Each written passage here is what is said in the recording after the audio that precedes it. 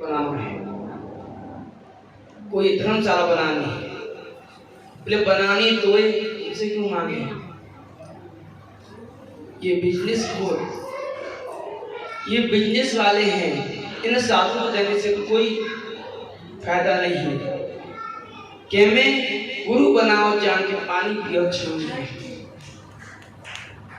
हर किसी को दान नहीं करना चाहिए, आप उस पात्र को देख के दान करना चाहिए। एक दान आपको करने से नरक में ले जावे, एक दान करने से आपको स्वर्ग में ले जावे, और एक सेवा करने से भगवान के चरणों में, गोलोक बिहारी के चरणों में ले जावे। तीनों चीज अलग है। दान पापी को करने से नरक में जाए, भूखे नंगे को दान करने से स्वर्ग में जाएंगे, किंतु भगवान की सेवा में लगाने में भगवान कृष्ण के लोक में जाए। बोल भगवान कृष्ण की सेवा क्या है? अगर आपने एक प्यारे को जीवन परिवर्तन कर दिया तो सबसे बड़ी सेवा है।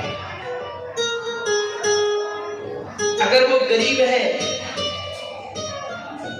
तो आपको हम जीवन परिवर्तन कर रहे हैं, और हमारे पास जो भी है सके खवाओ सारी सेवा करो। किंतु आजकल के कुलंकारी लोग जो कुछ काम करना नहीं चाहते वो भीख मांगने लग जाते। दिल्ली में तो इनको ठेका उठा है, जब मुड़िया पुनः आवे है तो गोवर्धन में भिखारी को ठेका उठा है। करोड़ों को भिखारी, वही भिखारी भीख मांग रहे हैं, वही चैन काट रहे हैं। अगर उन्हें पकड़ भी लियो, पुलिस आएगी, 5 मिनट बाद तुरंत छोड़ देगी। क्यों? क्यों? सरकार के पास कर नहीं। तो ऐसे लोगों को दान करने से हम नरक में जाएंगे। ऐसे लोगों को दान नहीं करना चाहिए। या की बजाय ठाकुर जी के भंडारे में ठाकुर जी सेवा जहाँ है वो अपने हाथ से कर दो। ऐसे ही जब आप बुढ़िया मन में लगी संत नहीं आ रही, संत की जब 10-15 दिन बाद जब खत्म हुई तो संतन के चरण बोली महाराज मैं तो आश्रम देखो नहीं, मैं कैसे आती, अब वो यहाँ संसार में नहीं रहना है, वो तो आप अपने संग ले अच्छे। देखो भक्ति को कितना प्रभाव है सत व्यक्ति को देने पर, कि मान जब दियो तो बाकी भावना कहाँ आ गई? एक क्षण में, एक घड़ी आदि में पुण्याल और साधु संग साधु की हरे अपराध। पर वो संग ने जीवन परिवर्तन कर दिया, और वो अब ठाकुर जी मंदिर में आ गई। तो ठाकुर जी मंदिर में फूल सेवा करो, प्रसाद सेवा करो, सारी सेवा में हाथ बटावे। तो भगवान के भक्त ये कहने हैं, जाके पास धन है तो धन से सेवा करे, जाके पास तन है तो शरीर से सेवा करे, जाके पास मन है मन से सेवा। तीनों ही सेवा समान है। कोई धन से सेवा करने वाला बड़ो नहीं हो गए, तन से करने वाला बड़ो नहीं हो गए, और जो मन से सेवा करे है वो सबसे बड़ा हो गए, क्योंकि यहाँ तन भी आ जाए और धन भी आ जाए। सबसे बड़ा कौन है? जो मन से सेवा करे है। और इंसान मन से सेवा कौन की करे? अपने परिवार की। भगवान की ऊपर से दिखावे की सेवा करे, असली सेवा तो अपने बच्चन की करे। बच्चन के लिए करोड़ों रुपया बर्बाद कर दे हुए, जो लाखों रुपये बर्बाद करने के बाद सुख नहीं मिले, तो बुढ़ापे में वही संतान माँ बाप से कह रहे कि तुमने करो क्या हो हमारे लिए, सारा संसार करे है, तुमने क्या हमारे लिए अनुभव किया। जिन माँ बाप ने अपने जीवन को, जिन संतान के लिए गधा ऐसा जीवन भोगो और आखिर में ये सब सुनने को मिले, कितना धक्का लगे है। भागवत कहवे हैं कि जीवन में एक बार भागवत जरूर सुनो, किंतु लोग कहवे हैं कि महाराज हमने तो 50 सुन ली, कोई ने 60 सुन ली, कोई ने 70 सुन ली, कोई ने 20 सुन ली। जाने 50, 60, 100 सुन ली, जीवन परिवर्तन क्यों नहीं है रो? वो सुनी नहीं है। अगर सुन लेते तो जीवन परिवर्तन होता ही, ऐसा है ही नहीं सके। एक भागवत कथा से एक चीज समझ के आई तो भागवत समझ सार्थक है। ऐसे ही एक औरत को सपने में सोती ही तो बाबू क्या दिखता होगा? सपने में गोबर के पहाड़ दिखते हैं और वाले गुरु बना लिए। तो वाले संत जी गई, महाराज तुमको सपने में गोबर के पहाड़ दिखे। संत जी ने कही, बेटा तो बहन करते कितने साल हुए हैं? बोले महाराज जी वो 1 महीना हुए हैं। अभी आपसे नाम अच्छा नहीं है, 1 महीना वो है और वो गोबर के पहाड़ दिख रहे हैं।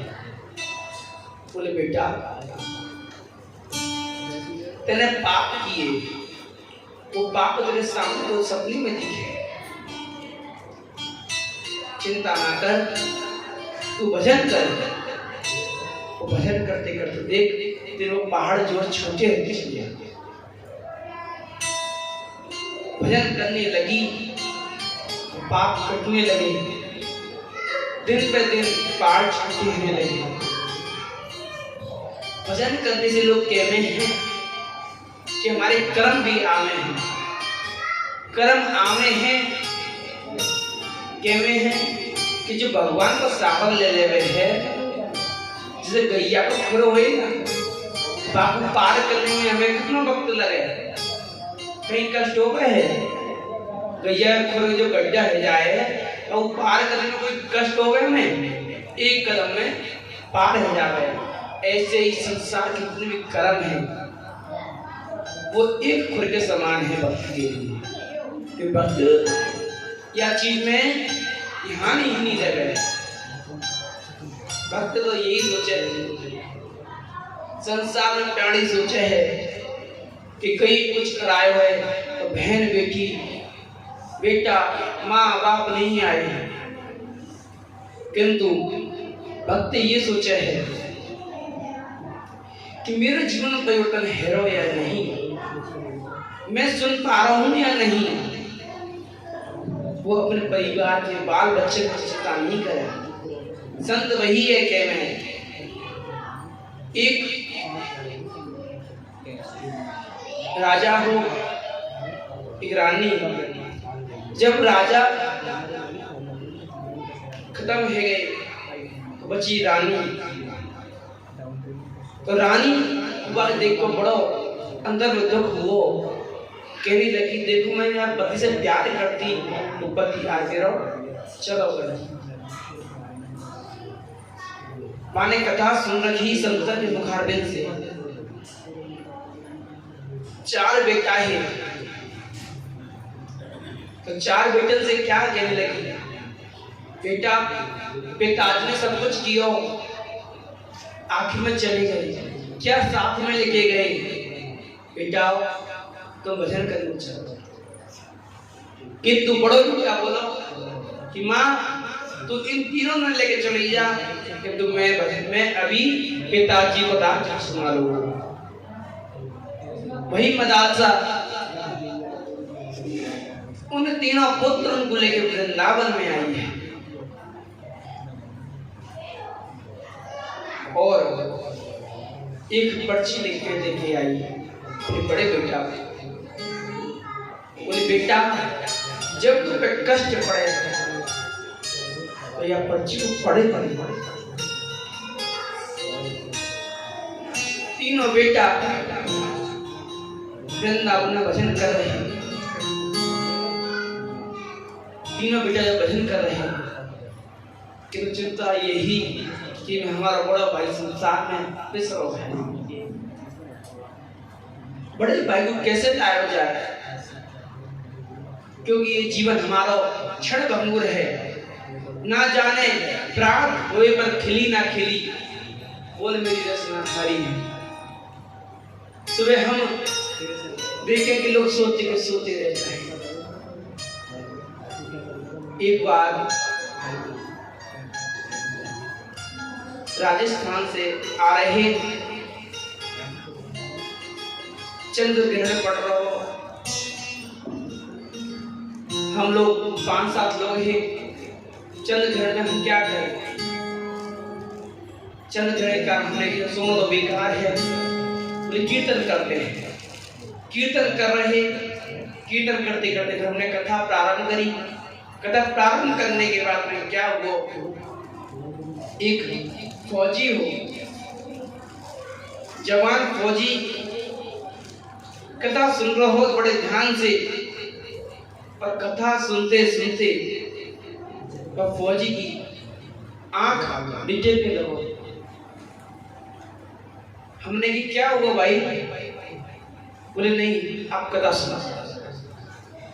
हम कथा सुनाने लगे तो कथा सुनाते सुनाते जैसे वो खड़ा हुआ अपनी सीट से, और सीट से खड़े होने के बाद आराम से हमारी गोदी में गिरो।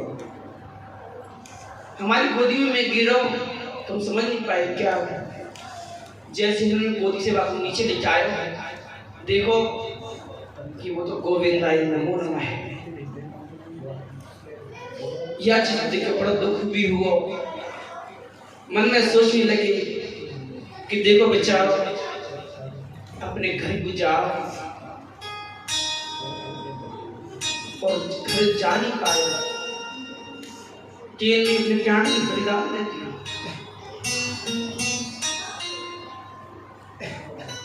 ये जीवन क्षण भर में कोई बीमारी नहीं, कोई हार नहीं, कुछ नहीं, एक पल नहीं लगी, 2 क्षण में अपने प्राण को बलिदान दिए। ऐसी हम मानव जीवन है। हम सोच रहे हैं हम ये करेंगे, वो करेंगे, ये करेंगे, हम ना बच्चों के लिए ये कर जाएंगे, नातिन के लिए ये कर जाएंगे। पता है शाम को चिंता रही या नहीं रही, कल सुबह उठ पाए या नहीं उठ पाए, किंतु हम ये चीज नहीं विचारते।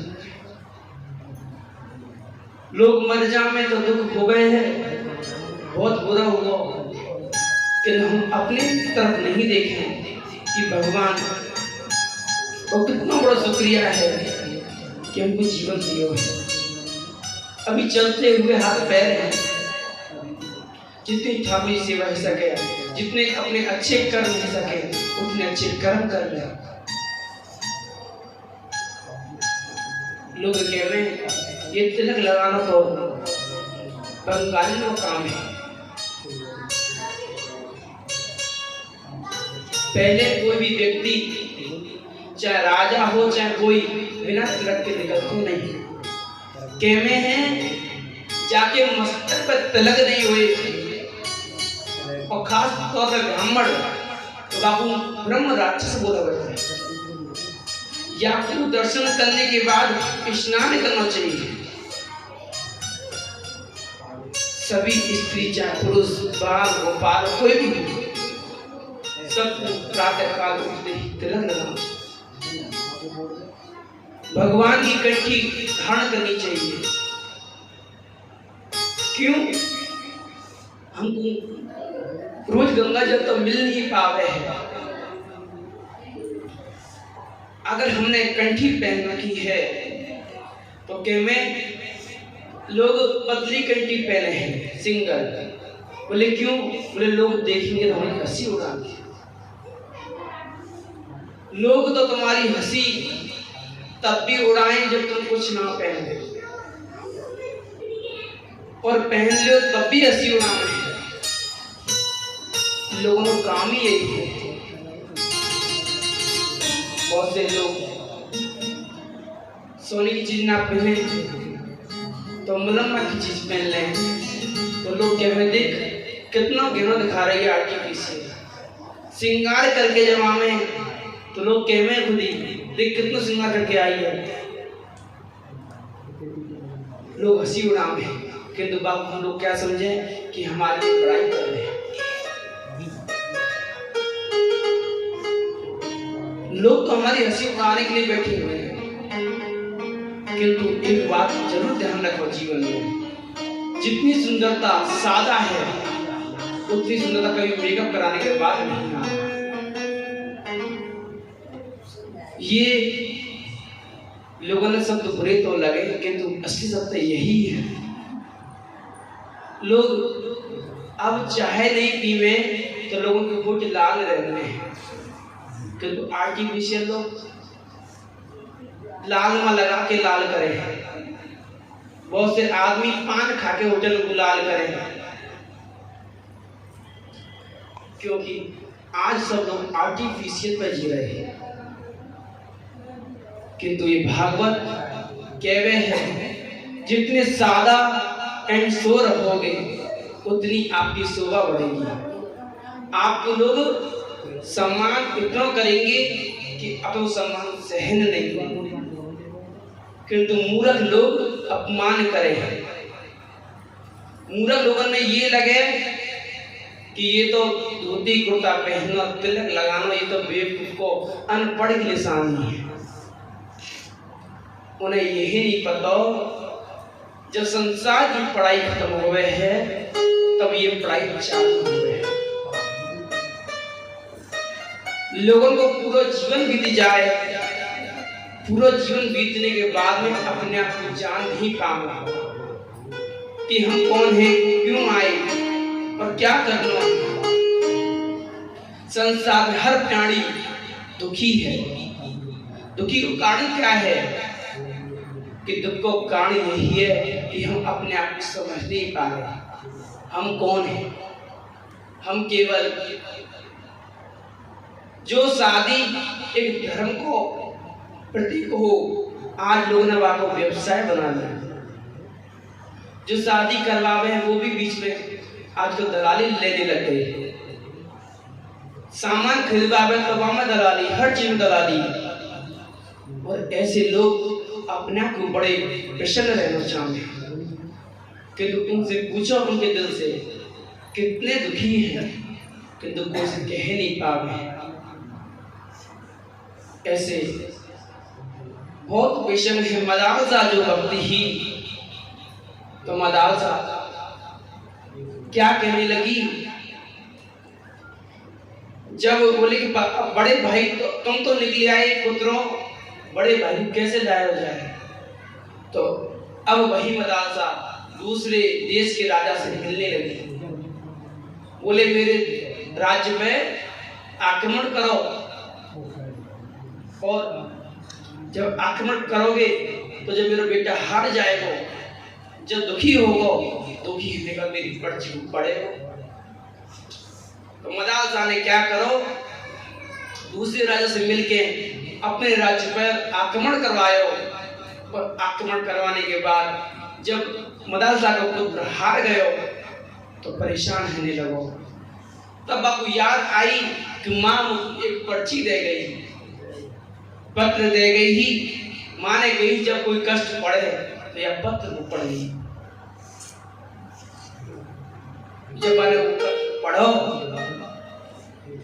तो बात मन में आई माँ में लिख रहो कि बेटा जब भी कभी अकाल पड़े तो वृंदावन में आ जाइयो और यमुना जी किनारे तो हम सब मिलेंगे। पापा पढ़कर वो पुत्र भी यमुना जी किनारे आ गए। अब मदालसा अपने पुत्रों को शिक्षा दे रही है, सदा किले में रहना। सदा किले में क्या मतलब क्या है? सदा किले मतलब कि सदा संतों के संग में रहना, जो सद विचार में हो। संत वह नहीं होते जो मंदिर में हरे कृष्णा हरे रामा करें, संत वो नहीं होते, संत विचार होते हैं। हम कहते हैं कि संतों के पास जाओ, उनसे शिक्षा लो, उसके बाद ग्रंथों को पढ़ो। जब आप ग्रंथों को पढ़ोगे तो आपके अंदर विचार खुद ही उत्पन्न होंगे, और जब विचार खुद उत्पन्न होने लगेंगे तो आप एक दूसरे से चर्चा करने लगोगे, और जब एक दूसरे से चर्चा करने लगोगे तो क्या होगा? सदा किले में वास हो जाएगा। यही बच्चे जो हमारे नरक की तैयारी कर रहे थे, वही बच्चे कहेंगे कि आज माँ की कृपा है जो आज हम इतने खुशी हैं।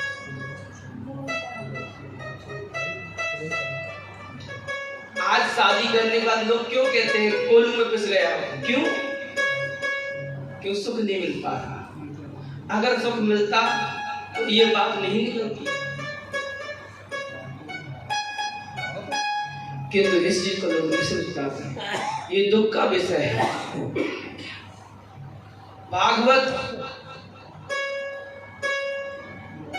जब कहीं भी कोई कथा समापन की ओर होती है तो वहां पर शिक्षा दी जाती है। कल हमने रकुण विवाह किया, आनंद किया, सब कुछ किया। वहीं कृष्ण आगे बलदेव की इच्छा हुई कि मैं ब्रज में जाऊं। जब बलदेव जी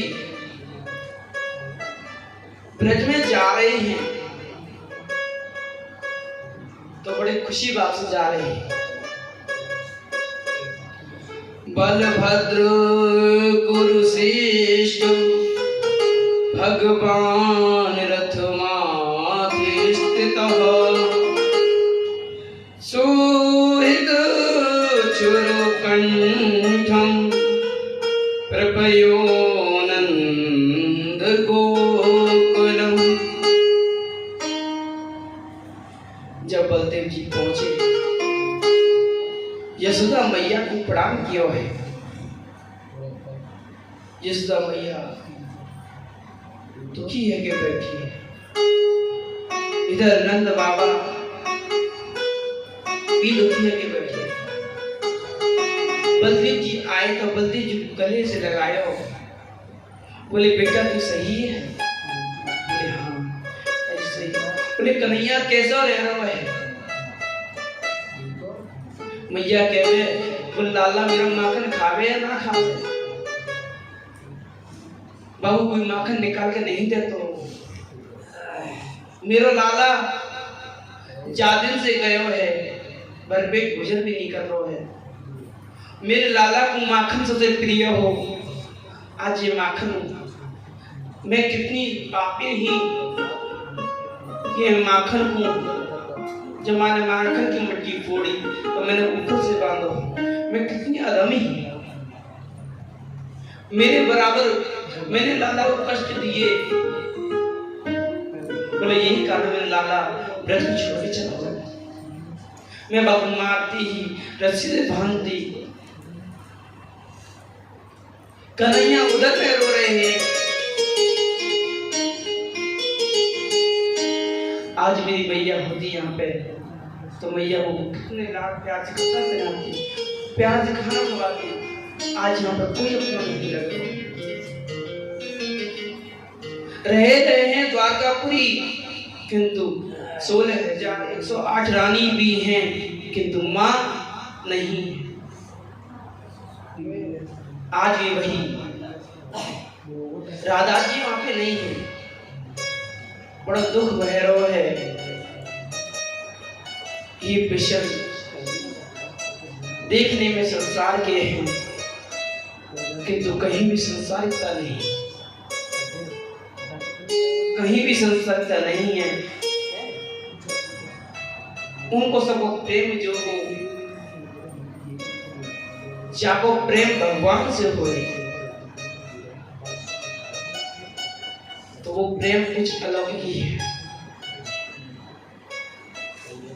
लोगों के संसार के आंसू तो 2 दिन टपके, तीसरे दिन बंद रह जाएं, किंतु जाकी आत्मा जब दुखी हरी हो, कहवे ना कि तलवार से कटा हुआ इंसान, तीर से लगा हुआ इंसान कि घाव तो ठीक है जामे, किंतु बोली को लगो तीर कभी ठीक नहीं हो गए। जब आत्मा दुखी होए तो कौन चैन पड़े, और आत्मा कब दुखी हो गए, आत्मा को संग छूट जाए। ऐसे ही बलराम जी ने ब्रज में यात्रा करी, जब देखो ब्रजवासी कितनी याद कर रहे हैं तो खुद भी रोने लग गए और अपने आप को संभाल नहीं पाए। वही आज जगन्नाथपुरी में लोग दर्शन करने जामे तो जगन्नाथपुरी की कथा भी यही है। लोग देखें कि जगन्नाथपुरी की आंखें गोल गोल हैं, हाथ आधे हैं, पैर हैं नहीं, ऐसा क्या है जगन्नाथपुरी में? जगन्नाथपुरी एक राजा बनते हैं और वो भक्त ठाकुर जी की, नील माधव जी की सेवा करा करते हैं। नील माधव जंगल में रहते हैं। उनने अपनी बेटी की शादी एक राजा से करी। राजा को पता लगी कि इनके पिताजी जो है कहीं सुबह सुबह 4 बजे सेवा करने जा रहे हैं ठाकुर जी की। तो माँ ने कही कि अपनी बेटी अपनी बहू से कहने लगे कि अपने पिताजी से पूछना कहाँ जाते हैं। नील माधव जी ने कही, पहले ही कह रहा थी अगर कोई व्यक्ति आ गया दर्शन करने तो मैं यहाँ नहीं रहूंगी। तब ये बात बेटी ने पिताजी से कही कि पिताजी मैं दर्शन करना जाना चाहूँ, क्या आप मुझे ले चलोगे? बोली बेटी अगर तेरी इच्छा है मैं ले तो चलूंगा, किंतु कैसे लेके जाऊंगा? आंख बंद करके, आंख पर पट्टी बांध दी, किंतु पति को तो ये देखना हो कि कैसे कौन सी रास्ता है जाने। तब वह पत्नी से कहने लगो, देख तू जा तो रही है, सरसों के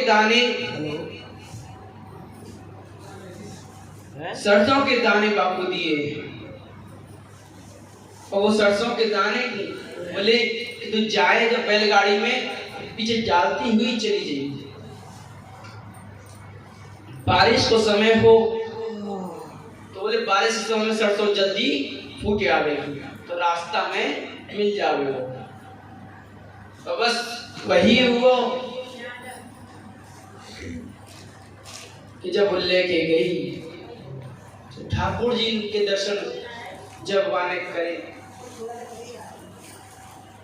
तो वापस जब आ गई तो अब आपको पति भी जाने लगो, किंतु जब पति जब जाने लगो तो क्या हुआ? वहां पे मंदिर में जब पहुंचा तो मंदिर से ठाकुर जी अंतर ध्यान है। रास्ता मिल गई, मंदिर पहुंच गए, सब कुछ, किंतु अब ठाकुर जी वहां से अंतर ध्यान। जब ठाकुर जी अंतर ध्यान है गए तो बापू भी बड़ा दुख हुआ बोले मैं कितना पापी जो ठाकुर जी के दर्शन नहीं कर पाया। बड़ा दुखी है, रोने लगो। बोले ठाकुर जी आज मैं यहाँ पे आपके दरबार में आया हूँ, तो आपके बिना दर्श करे यहाँ से नहीं जाऊँ, चाहे प्राण की बदी होए देनी पड़ जाए। जब ये इस तरह की प्रार्थना करने लगो, करुण रस से रोने लगो, कहने लगो हे गोविंद आपको मुझे इतना पूरे जानो हो तो मेरे मन में इतनी उत्कंठा क्यों पैदा करी? जब आपको मुझे दर्शन ही नहीं देने तो मेरे अंदर भाव क्यों आ रहे हैं? कि मैं जब हरि की इच्छा हो तो अभी अंदर भाव आवे है।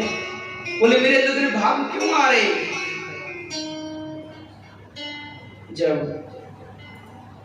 भगवान ने जब इतनी प्रेरणा देखी भक्त के अंदर, तो कहने लगे मैं तो यहाँ दर्शन नहीं दूंगा। समुद्र के किनारे 3 लकड़ी बैठी हुई आंगी, और उन लकड़ी को अपने राज्य में ले जाके मेरी मूर्ति बनवाइयो, तब मैं तेरे यहाँ पे नित्य रहूंगा। ये बात सुनकर बड़ा आनंद भयो।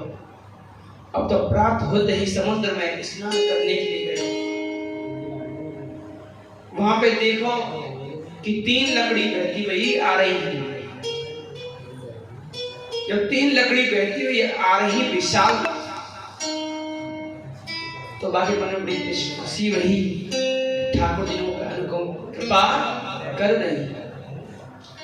किंतु उन लकड़ियों को राजा ने खूब प्रयास करवाया उठवाने को, निकलवाने को, किंतु निकल नहीं पाए। इतनी भारी, सारी हाथी वगैरह सब फैल रह गए, किंतु वो लकड़ी चट से मट नहीं। तब क्या हुआ कि जब फिर प्रार्थना करने लगा, हे प्रभु आप दया करो, आप दया के भंडार हो। बोले जब आप जानो ही नहीं है तो क्यों कह रहे हो कि मुझको लेके जाइए? जब देखिए जब इस तरह प्रार्थना करने लगो, ठाकुर जी सामने बैठ गए। बोले आज तो मैं ठाकुर जी तुम्हें लेके ही जाऊंगा, नहीं तो मैं यहाँ से जाऊंगा। भगवान बंधन में फंस जाऊंगे। मैया जसदा मैया ने भी बंधन में बांधे। जो यशोदा मैया ने ये कही चाहे कुछ भी है जाए आज तो पकड़ के ही रहूंगी, तब भगवान पकड़े गए। तब यशोदा मैया ने जब ये कही कि मैं तो आज बांध के ही रहूंगी, तो ही बांधे गए। पर ऐसे ही भक्त राजा ने कही कि आज मैं आपको ले जाके ही रहूंगा। तो देखी वहां पे बड़ा सुंदर सा एक बालक आया है और कहने लगा अरे भैया इतनी भीड़ काय की है रही है? बोले भैया भीड़ कछु ना है। बोले ये लकड़ियां हैं जो हमारी नाव में नहीं आ रही हैं। बोले क्या करो जाए? बोले ये छोटा सा काम। बोले ये तरीका है अपना। बोले भैया अगर तू यह सेवा कर दे जो चाहे जो ले लियो। बोले भैया ठीक है हम जा काम कर दे रहे हैं। बोले जब 1000 हाथी फैले गए, इतनी जनता फैले गई, इतनी प्रजा फैले गई, बोले जब ये ना कर पाए तो ये क्या कर पाए वो बालक? और जब भगवान कृष्ण जब साक्षात गिरिराज उठा सके तो उनकी लकड़ियों क्या काम है? उनकी आंख मात्र केवल नेत्र से देखने से काम है जावे, किंतु दिखाने के लिए लीला करे। ऐसे ही कृष्ण ने जैसे हाथ लगायो ठाकुर जी ने लकड़ियों को, और तुरंत लकड़ियां गाड़ी में सवार हो गई। या को देख राजा को बड़ी खुशी हुई कि जब ठाकुर जी ने कितनी अनुकंपा कृपा करी के इतने लोग आए, किंतु एक बालक के साथ सारा काम बालक को प्रणाम किया। अब आगे जब महल में ले गए, महल में बड़े बड़े कलाकार उनको बुलाया गया। कोई भी आके या लकड़ी में से ठाकुर जी की विग्रह बनाई जाए, सभी लोग आमे बड़े बड़े छेनी हथौड़ी चलाएं, छेनी हथौड़ी टूटी जाए, लकड़ी पर एक खरोंच तक भी नहीं है। याकूब देख के राजा को बड़ी मन में दुख हुआ, बोले प्रभु हर पल पल पर परीक्षा लेने, हर पल पल पर परीक्षा लेने। देखें भक्त में कितना मेरे प्रति भाव है, भगवान हमको दूर भगाना चाहे। क्यों? अगर स्कूल में परीक्षा नहीं हुए तो हमें क्या पता लगी हम पढ़ रहे हैं या नहीं पढ़ रहे हैं। ऐसे ही भगवान भी, साधु संत भी परीक्षा ले रहे हैं।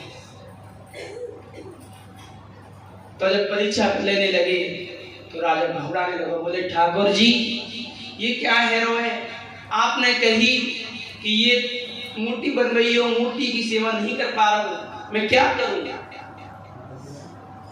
बोले अगर ये मूर्ति सेवा नहीं कर पाया मैं, तो बोले जिस समुद्र में तुम मिले वही समुद्र में आज प्राण की बलि दे दूंगा। जब मैंने ये सोची तो एक ब्राह्मण को वेश बना के आए और कहने लगा भैया मैं बना तो दूंगा मूर्ति, किंतु मेरी कुछ शर्त है। बोले क्या शर्त है? बोले 21 दिन को भोजन पानी मेरे कमरा में बंद कर दो और 21 दिन तक या गेटो ताला लगा दो बाहर से, मुंह को देखियो मत, बाहर निकलूंगो नहीं। तो बाने कही भैया ये बात तो ठीक है। राजा ने अपनी पत्नी से कही देख 21 दिन तक दरवाजा मत खोलियो कि हमारी मूर्ति बन जाएगी। बाने कही ठीक है, तो स्वामी जी कहे तो बात तो सब ठीक है, किंतु पत्नी बड़ी दयावान भी हो गए। जब बाने देखी रोज आवाज आ रही है खट खट खट बनने की,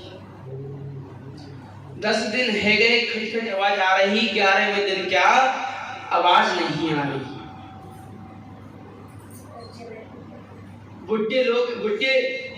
बुड्ढो कलाकार हो तो स्त्री को चिंता होने लगी कहीं गोविंदाय नमो नमः तो ना है, देख लूं एक बार। जैसे ही मैंने किवाड़ खोली तो ठाकुर जो चेहरा गोल बना है, हाथ आधे बने हैं, पैर बने नहीं हैं, और वही के वही वो ब्राह्मण कलाकार गायब है, वो अंतर ध्यान है वही। जब राजा आयो, राजा को ये पता लगी कि रानी ने दरवाजा खोल दियो है, रानी से लड़ने लगो और बोले ठाकुर जी तुम्हें जब बनने की इच्छा नहीं तो क्यों आए मेरे पास? बोले इतना कष्ट मुझे क्यों दे रहे हो? बोले पल पल पे कष्ट दे रहे हो और मैं अब क्या करूं, मैं आपकी एक सेवा पूरी नहीं कर पाया। जब इस प्रकार का विलाप को देखो तो क्या हुआ? वही जगन्नाथ भगवान की विग्रह बन पाई और इसमें कृष्ण प्रकट हुए।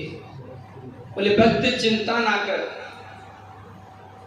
मेरी यही इच्छा ही कि मैं इसी रूप से ब्रजवासियों को दर्शन कराना चाहता हूँ, क्योंकि एक बार सुंदरमा सभा चल रही द्वारकापुरी में, तो ब्रजवासी की कथा चल रही, तो वहीं सुभद्रा और बलदेव जी तीनों को रूप है श्री कृष्ण। वहां पर जब कथा चल रही तो जब कृष्ण के मन में, जब कृष्ण के अंदर वो कथा गई तो या के कारण जो तीनों कृष्ण के, बलदेव जी के, सुभद्रा के हाथ पैर जलने लगे हैं, आंख बड़ी बड़ी है गई गोल गोल। किस कारण? ग्रह के कारण। तब देवर्षि नारद ने दर्शन करो। तब देवर्षि नारद ने कही, प्रभु ये आपका ग्रह अवस्था रूप आज तक दर्शन नहीं करो है।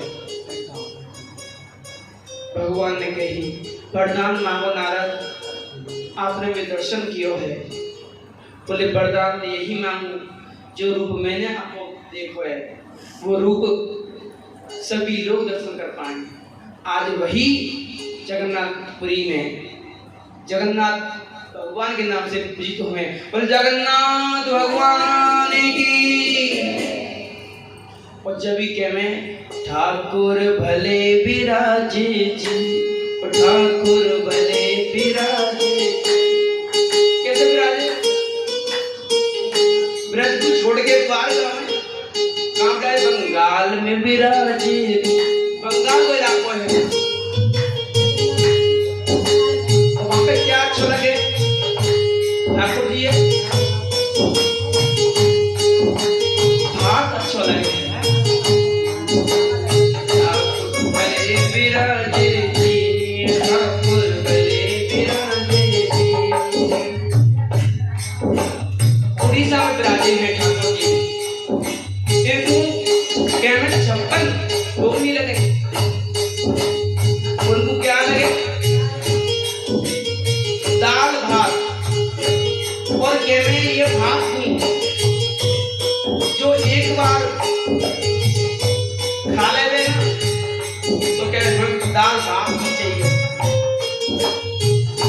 बाकी एक बड़ी ही अचंभे वाली बात है। बोले क्या? वहां पे जो दाल बने हैं, चावल बने हैं, वो कैसे बने हैं? 7 मटकी के ऊपर चूल्हा नीचे जल रहा है, एक के ऊपर एक 7 मटकी रखी जाए। और कहने वहां पे कुमार को दिन साल में एक बार आवे, बाकी सारी जितनी पूरी साल बनावे एक दिन में ही बाकी सारी लग जावे। इसमें प्रसाद लगेंगे। और चमत्कार क्या है कि जो 7वीं हड़िया रखी रहे वो पहले पके है, और सबसे लास्ट में कौन सी पके? तो सबसे नीचे वाली पके। ये जगन्नाथ जी की महिमा है। और बाकी दाल और भात डेली खाओगे, डेली ऐसा स्वाद है, अमृत भोजन है। वहां पे कभी भी आलू यूज नहीं हुए। वहां पे मलेच्छन को जिन अंग्रेजों को दर्शन करने नहीं देते। इतनी सुंदर रूप है जगन्नाथ जी। ब्रजवासी के गृह में ही ठाकुर जी के में एक बार जीवन में जरूर जाना चाहिए जगन्नाथपुरी। 7 पुरियां हैं, मथुरापुरी, द्वारकापुरी, जगन्नाथपुरी। इन पुरी के दर्शन करने से आपको अलौकिकता प्राप्त होगी। वहां पे कथा इतनी आवे हैं कि राजा के 7 पुत्र है। वो मंदिर जो बनो राजा के 7 पुत्र है कि जब राजा ने बड़े बढ़े तो वहां चिंता ही नहीं लगी। बोले अगर मैं मर गयो और मेरे मरने के बाद पुत्र बंटवारे करेंगे तो मेरे जगन्नाथपुरी की सेवा में विघ्न चलेगा। राजा ने तलवार उठाई, पुत्र को बुलाया अपने और एक का सिर काटो है। आज भी कहते हैं वहां पर 7 नाले हैं जिनकी खून की धारा बही है। संत इसे कहते मूर्ख उसने क्या किया? अपने पुत्र को आरे से। बोले क्यों?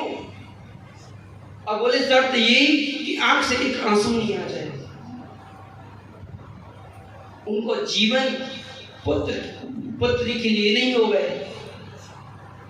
पुत्र पुत्री करें वो इसीलिए करें तो धर्म के लिए केवल। अगर धर्म के लिए अपना भी बलिदान दिया जाए वो भी कम है। ऐसे ही खाटू श्याम ने कृष्ण को भक्त हो,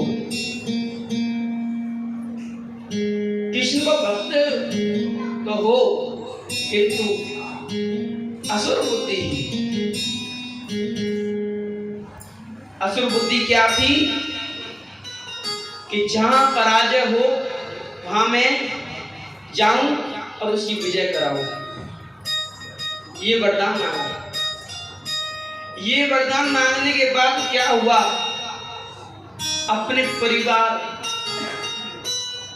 युधिष्ठिर महाराज जो धर्मज्ञ थे उनसे युद्ध करने लगे। जब उनसे युद्ध करने लग गया वहीं कृष्ण आ गए। बोले आपको पता है आप किससे युद्ध कर रहे हो? और युद्ध क्यों करने लगा? क्योंकि वो मार्ग में लेटे हुए थे। तो कहने लगा ए ब्राह्मण यहां से उठ। उनने कहा तुझे इतनी भी अकल नहीं कि अगर कोई बुड्ढा लेटा हुआ है तो उससे कह रहा है उठ। बोले तुम जानते नहीं हो मुझे वरदान मिला है। तो युधिष्ठिर महाराज कहते हैं धर्मात्मा सत्य। बोले देख मैं अब यहां से हटूंगा नहीं, या तू मुझे मार के जाएगा यहां से, बने तो मुझे जहां से जाने नहीं दूंगा। इस बात पर दोनों का युद्ध हुआ है। वही कृष्ण आ गए। कृष्ण ने कहा अरे तू युद्ध क्यों कर रहा है? तब उसने कहा कि मुझे रास्ता नहीं दे रहे इसलिए युद्ध कर रही। बोले मूर्ख तुझे पता है ये रिश्ते में तेरे कौन लगते हैं? बाबा लगते हैं, और तू अपने बाबा से लड़ रहा है, तो इतनी बुद्धि नहीं। बोले मुझे पता नहीं थी। कृष्ण से कहने लगा मैंने वरदान मांगा है, ये वरदान है कि जो हारेगा मैं उसे जिताऊंगा। कृष्ण को चिंता हुई। कृष्ण ने कहा कि ये तूने वरदान थोड़ी ना मांगा है, तूने तो विनाश मांगा है। विनाश क्या कि जब राज्य में कोई रहेगा नहीं, अब जब तुम युद्ध करोगे तो सामने वाला हारेगा, और जब सामने वाले हारेगा तुम उधर जाओगे तो इधर के लोग मरेंगे। बोले कोई भी जो है जी नहीं पाएगा, दोनों तरफ से लोग मरते ही चले जाएंगे। कृष्ण ने कहा ये तो मेरी लीला को समापन कर देगा। तो कृष्ण ने कही, कृष्ण को गुरु भी मानता है, कृष्ण को गुरु भी मानता है।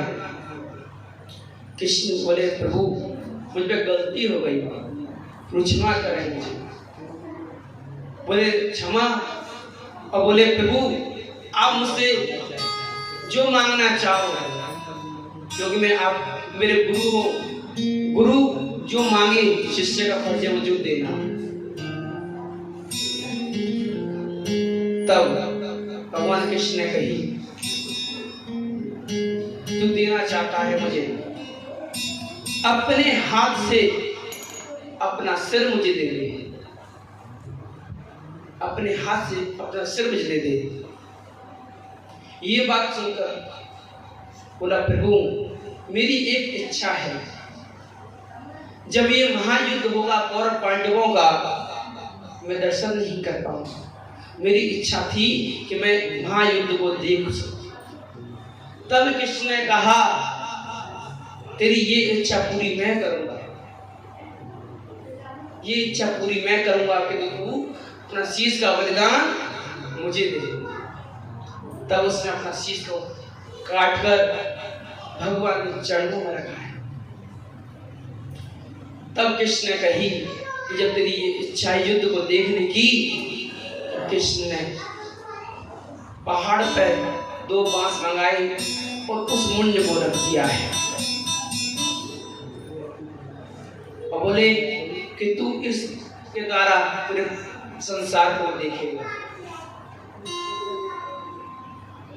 भगवान ने केवल देखने के लिए दिया था, शक्ति यूज करने के लिए नहीं दिया था। किंतु मूर्ख लोग आज खाटू श्याम को लोग ये कहते हैं एक बार मन से जो मांगो सारी मुरादें पूरी हो जाती है। लोगों की मुरादें पूरी हो रही हैं या नहीं हो रही, किंतु तो जिनने प्रचार किया उनकी मुरादें पूरी हो रही। लोग कहते हैं कि पहले आता था कौन बनेगा करोड़पति, बोले सब लोग एक रुपया की पर्ची खरीदे तो आप करोड़पति बन जाओगे। बोले आप तो बने ना बने, किंतु वो करोड़पति बन गए जिसने शुरुआत की थी। एक रुपये से सब लोग जब पर्ची खींचने लगे तो उसके बाद कितने गए सोच सकते हैं। तो ऐसे ही हारे का सहारा लोग कहते हैं खाटू श्याम हारता वही है जीवन में जो पाप करता है, दर्शन करने वही जाता है इस खाटू श्याम की जो जीवन और पाप में अपना जीवन व्यतीत कर रहा है। क्योंकि चोरी करनी है यज्ञ में, आपको पता है चोर किसी पूजा करता है, काली। क्यों? काली मां चोरी करनी कहती है। जब भी निकलेगा चोरी करने तो काली मां की पूजा करके निकलेगा। ऐसे ही जो पापी लोग थे उनने खाटू श्याम को अपना देवता मान लिया, क्योंकि खाटू श्याम कोई वर्णन नहीं है। खाटू श्याम ने ये भी नहीं कि मुझे पूजवाना, ना किसी ने कही तू पूजा जाएगा, किंतु लोगों ने मन गढ़ंत भावना ली। फिर उसमें अब कल के अवतार को भी प्लस कर रहे हैं, कह रहे हैं कि हमारा खाटू श्याम जो है नीले घोड़े पर चलता है। वाह रे वाह, मूर्खों के लोगों की गिनती ही नहीं। बोले कल की अवतार हुआ नहीं।